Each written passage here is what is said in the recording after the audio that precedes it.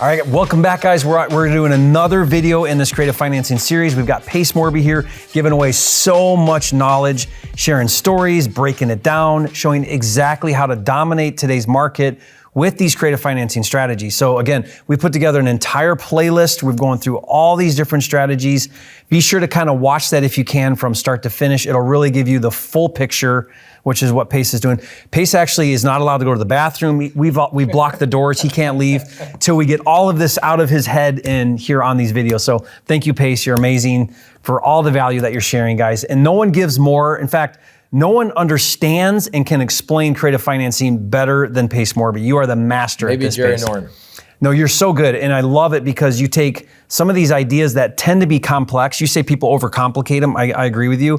And you break it down into a way where even if you're a newbie and you haven't done your first deal, you can understand this and go do it. Yeah, it was Isn't that interesting. Cool? What's cool is like I hear a lot of people go, start with cash wholesale deals. Yeah. And I'm like, okay, yeah, you definitely can do that. That's kind of where everybody goes. But I get a lot of people, when we're at meetups and stuff, people come up to me and they go, Pace, I got my first deal. It was a sub-2 deal. I'm like, we get a lot of people get their first deal as a creative finance deal, guys. Don't let creative finance scare you. It's actually in a lot of ways easier than lowballing people at 50 cents.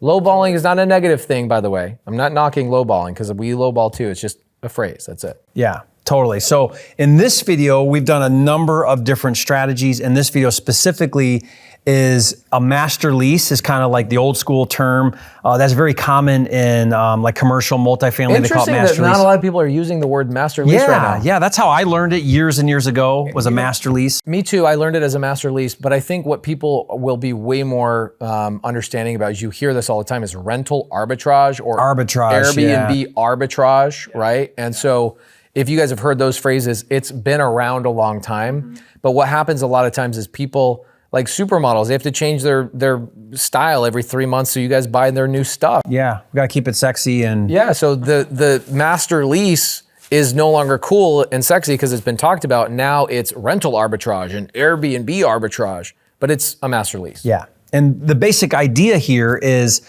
when you can't take over seller financing, right? When you can't do a subject to and take over existing debt, when you can't do a quasi between the two of them, or even a lease option, this might be a great strategy, which is just do a rental, a long-term rental, long-term lease with that seller. And now that you've got that locked in 12-month or 24-month, whatever that lease is at long-term rental rates, now you take that property and you can then do overnight or other strategies that will then create more cash flow. The big thing is you have to understand the bunnies, right? So sellers in this situation don't want to be sellers, right? And you have to understand that like their bunnies are, I don't want to be a seller. I want to own the property for the rest of my life because I want to give these properties to my kids or whatever it is. And you're not going to convince some people to seller finance their properties. That's just it. Yeah. But they're okay with you making money as long as they have lower maintenance and they have maybe even a little more inflated rent, okay? So here's arbitrage for you. I taught my son Asher this just a couple of months ago. So we've got a dump trailer. Yeah. And I go and buy the dump trailer for $12,500 cash. Put it on my Amex.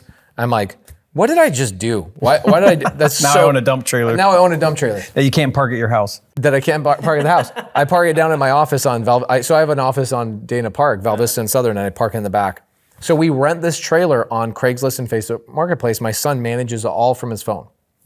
Rents it for $125 a day. We did a whole YouTube video about it and how he's making a couple grand a month as a 14-year-old using a trailer. But I'm like, what kind of creative finance person am I that I taught my son to buy a trailer cash and to rent it for cash? That's not very creative. It's a cool business, but it's not very creative. So I did a video recently. We haven't posted it yet, but the video was, I go, Asher, here's what we're going to do. We could go and take the proceeds, the cash from our trailer rental business that he's doing all virtual, by the way. He doesn't meet anybody, doesn't collect money cash-wise. It's all through Venmo. It's really cool. We could go take the money and buy a second trailer and double down. Yeah. Or what we could do is teach the audience that they could just go drive around driving for trailers, okay? And go drive around and look for people that have trailers or other things in their just parked in their yard. Right. So we go find a guy that has a dump trailer similar to ours, and we go knock on the door. That he uses once a year. Yep. He says, hell no, is what he says. I go, okay, no problem, we leave. About an hour later, we find another guy and he goes, yeah, I would do that. What's the split? So what we told him is we said, we'll take your trailer and we'll rent it out. The same thing. We showed him our little like trailer rental website. We showed him our Venmo, like, hey, we're collecting money. And I go, well, we're making about $2,300 a month right now from one trailer. And he goes, so you'll pay me like $1,100, $1,200 a month? And I don't have to, my trailer? I don't have to do anything? I go, yeah. And he goes, okay, but I'm not selling my trailer because sometimes I use it. Yeah. I go, yeah, it's your trailer. Whenever you want it. Whenever you want it, you just tell us, we'll take it off the calendar. He goes, this seems too good to be true. Literally what he says is, this seems too good to be true. And I actually tried to pitch him seller finance. I go, would you let us just buy it from you and I'll make a $500 monthly payment? He goes, no. I screwed up. So pay attention to this. If I brought up seller finance before I brought up arbitrage, I would have gotten the deal on seller finance. Totally, because he would have thought that was a great deal too. Because he's not using it enough. No, and here's what I could have done on the seller finance deal in the trailer. I could have said, I'll buy the trailer from you. Anytime you want to use it in the future, you come over, here's my address, you pull the trailer anytime. And I'll give you $500 a month. So can Asher do this out of state? Like he doesn't have to be there, does he? No, it's all virtual. It's all virtual. Well, I have a trailer in Montana, covered trailer. Yeah, you should be using that to rent out. Just sitting there. Yeah, you can go on neighborhood. There's another website that just came out like a year ago. It's called myneighborstrailer.com. And it is everybody putting their trailers on the website. You guys could be renting this out right now. Yeah, my kids could do like what Asher's doing, yes. and it's easy to do. So we have a landing page. There's a video, and it's me and Asher, and I go, hey, I'm the owner of the trailer. We're gonna ask you for a Venmo. Here's my driver's license. This is really my trailer. And we overcome all their objections in a video. Asher never has to meet them in person ever. So the point though is, you're doing a long-term rental agreement or a lower rental agreement with someone who doesn't want to do the work of like daily rental. Right. They're happy to take a payment, and the agreement is I can sublease. That's really what it is, a sublease agreement. I'm gonna lease from you, but I'm gonna go lease it out at a higher amount. Right. So it doesn't really work in a rental to rental situation. Where it really works is where you take a traditional rental and you have an amplified rental rate. Yeah. So where you get that from is you have sober living is really good. Because sober living, an operator... Explain what that is. So somebody goes through a drug rehab. Mm-hmm. The state typically pays for them to go live in a sober living facility. $600 not per room, $600 per bed. So the people in sober living that own sober living, they have 9 people in a 3-bed, 2-bath house. And they're receiving $5,400 on a 3-bed, 2-bath house from the state. So they can pay you an inflated rent when you're leasing it to them. It's kind of like college areas will do the same idea. Just like that, like student housing and all that stuff. Student housing. You just rack them up, right? Yeah.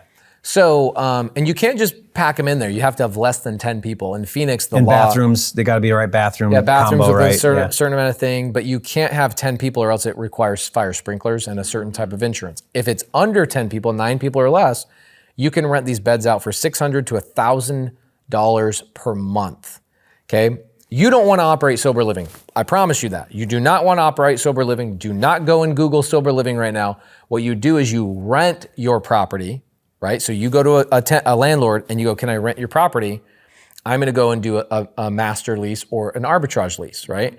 I'm gonna go and do a sublease to these people, and you charge them double what you're paying this guy, right? So it's the same thing with the trailer. And why we did these videos in this order was start with seller finance, start with sub 2, go down the line. If they don't wanna sell the trailer, they don't wanna sell the house, tell them you'll rent the property as long as you can make monthly income. Now, what's good about this is it's a total zero down strategy. Total zero down. What's bad about it is you're not taking title, so you're not getting any of the other benefits of depreciation write-off, appreciation, right? You don't really own that asset. You're just leveraging that spread.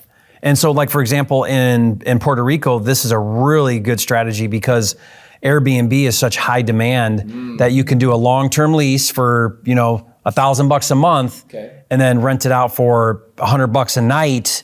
And at 60% of occupancy, you're bringing in $6,000 on your $1,000 long-term, or whatever the numbers are, right? So you can do Airbnb on the exit. You can do sober living on the exit. I've got a student named Tanisha Epps out of Virginia, amazing.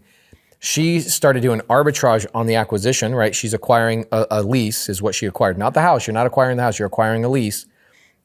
and the lease gives you the agreement to lease it out to somebody else. She goes and does corporate rental.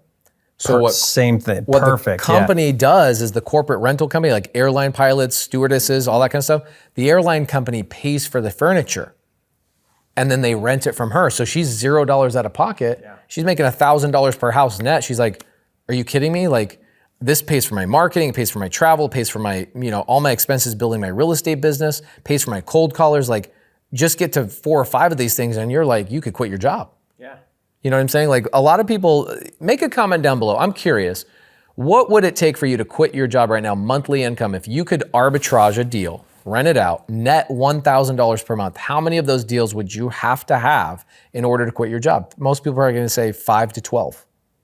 It's interesting, Pace. I tell my kids this that are teenagers. I say, guys, when you learn some of these very basic strategies and you just start to implement them, there is no reason why anybody listening right now should not be making 10 grand a month very easily doing just these strategies we're talking about. 10 grand net to you a month should be a very basic goal that everyone can achieve. Here, can I tell you, this is hopefully not a long story. I lived on cross streets, Higley and Baseline. Okay, and it was when Laura and I first got together like 14 years ago. So I'm like 25 years old, right? I'm a young buck. And I remember saying, I just need to make $5,000 a month because I remember that day too. The market had just crashed. Yeah.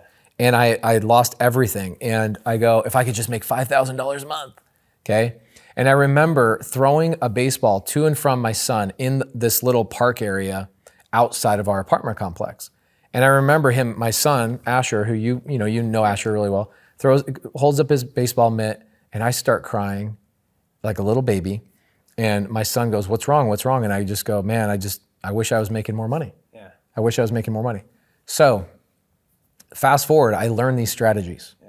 I learned so many of these strategies that instead of me just opening escrow at title companies, I actually go and buy a title company. Like, that's the difference, right? The difference was like, I need to make $5 grand a month to now I own a title company.